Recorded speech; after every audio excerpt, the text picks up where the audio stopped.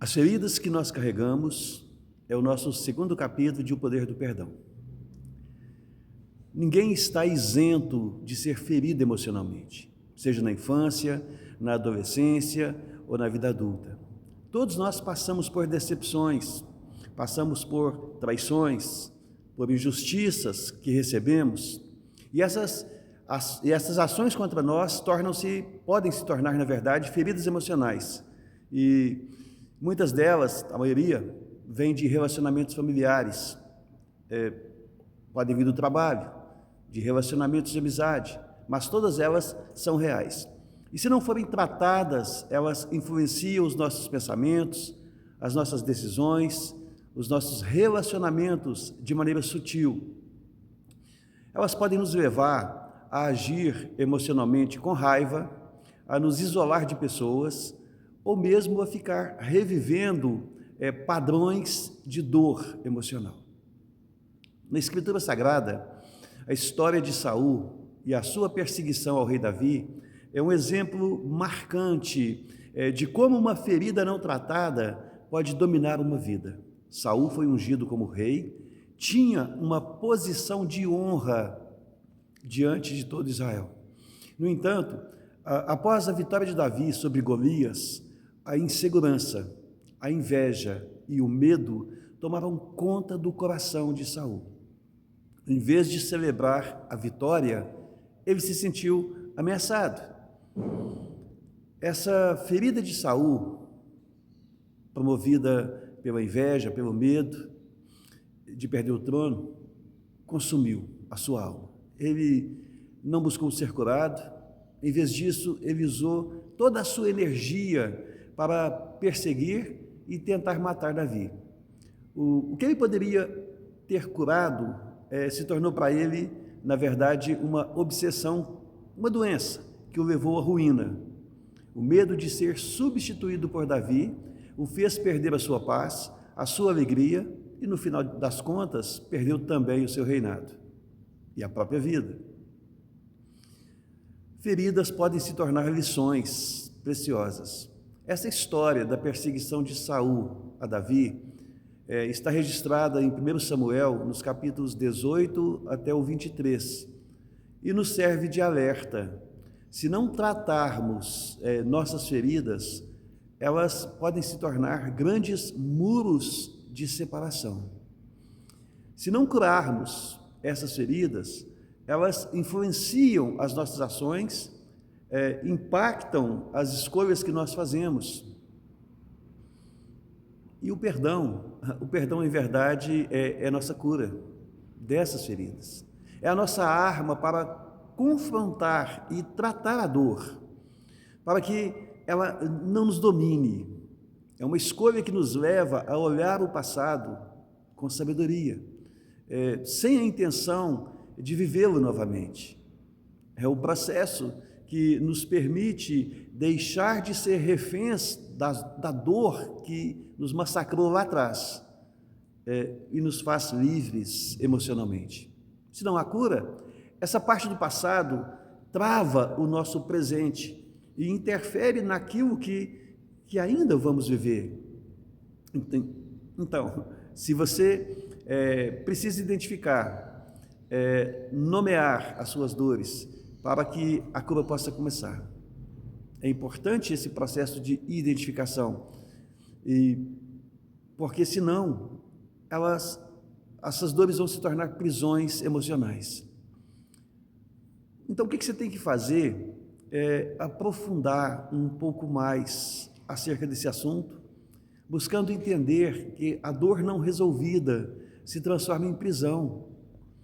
Quando nós não tratamos as mágoas, elas realmente nos aprisionam mentalmente ao passado. É como se a gente estivesse vivendo hoje, mas o coração ainda está vivendo aquele momento de dor.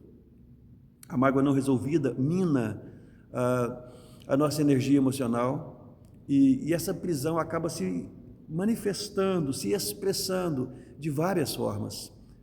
Nós podemos ter dificuldade de confiar em pessoas, podemos cair em ciclos de autossabotagem, ou mesmo expressar reações totalmente desproporcionais em pequenas situações do nosso dia a dia. A dor, ela se torna como um filtro por onde passa tudo aquilo que nós recebemos. Um exemplo muito bíblico é o do rei Davi. Continuamos com Davi aqui como exemplo. Mesmo sendo um homem segundo o coração de Deus, Davi cometeu um erro terrível. Ele adulterou com Batseba, e para encobrir o pecado, ele causou a morte de Urias, o marido dela. E por um tempo, Davi tentou esconder aquilo que ele fez. Ele silenciou diante do seu erro. Ele não confessou, não se arrependeu, até que teve aquele encontro com o profeta Natã. No Salmo 32, escrito por Davi, ele nos revela a prisão que ele vivia. E ele diz assim: enquanto eu me calei, os meus ossos envelheceram pelo meu bramido em todo o meu dia, porque de dia e de noite a tua mão pesava sobre mim. O meu humor se tornou em sequidão de estio. Davi não conseguia viver em paz. A sua alma estava seca, a sua energia vital se esgotava, e seu corpo sentia o peso de uma culpa não confessada e de uma dor não resolvida. Por meses, ele ficou aprisionado no seu próprio silêncio e na sua mágoa. Mas, ao confessar, ele foi liberto. E essa libertação de Davi só veio quando ele abriu seu coração ao ser confrontado pelo profeta Natã e se arrependeu. E ali no Salmo 32, ele testificou isso da seguinte maneira: confessei-te o meu pecado, não o encobri. Dizia eu: confessarei ao Senhor as minhas transgressões, e tu perdoaste a maldade do meu pecado. É um salmo maravilhoso que Davi, ele abre a sua alma ao Senhor acerca do seu pecado, do seu grande pecado. E essa história de Davi nos mostra que, se nós não lidarmos com a nossa dor e os nossos erros, eles nos aprisionam. O perdão, tanto aquele que nós recebemos quanto aquele que nós damos, é o caminho para nos libertarmos dessas prisões emocionais. Eu digo a você: não permita que a dor do passado venha definir o seu futuro. Isso é muito importante. Não fique prisioneiro de situações em que você foi culpado, de erros que você cometeu, de questões que ficaram pendentes, de relacionamentos quebrados e que guardam-se mágoas dessas questões e situações. É importante que você se conecte com a graça. Para nós que cremos, aprofundar a cura de feridas emocionais, isso é algo inseparável da nossa fé. Jesus, ele se autoproclamou aquele que veio curar os quebrantados de coração. Então, o que eu digo a você agora é: entregue a sua dor a Deus. Peça a Ele que mostre aonde estão as feridas internas, aquilo que está aprisionando o seu coração, ainda que conscientemente você não se dê conta. Que Ele te dê força para que você possa enfrentar situações e que você tenha sabedoria para perdoar-se e para perdoar terceiros. A oração não muda o passado, mas muda o seu coração e muda a sua perspectiva sobre aquilo que foi vivido. Então, apegue-se à palavra de Deus como parte desse processo, porque o Senhor, Ele cura os quebrantados de coração, Ele trata as nossas feridas, e a palavra do Senhor é um bálsamo para a nossa alma.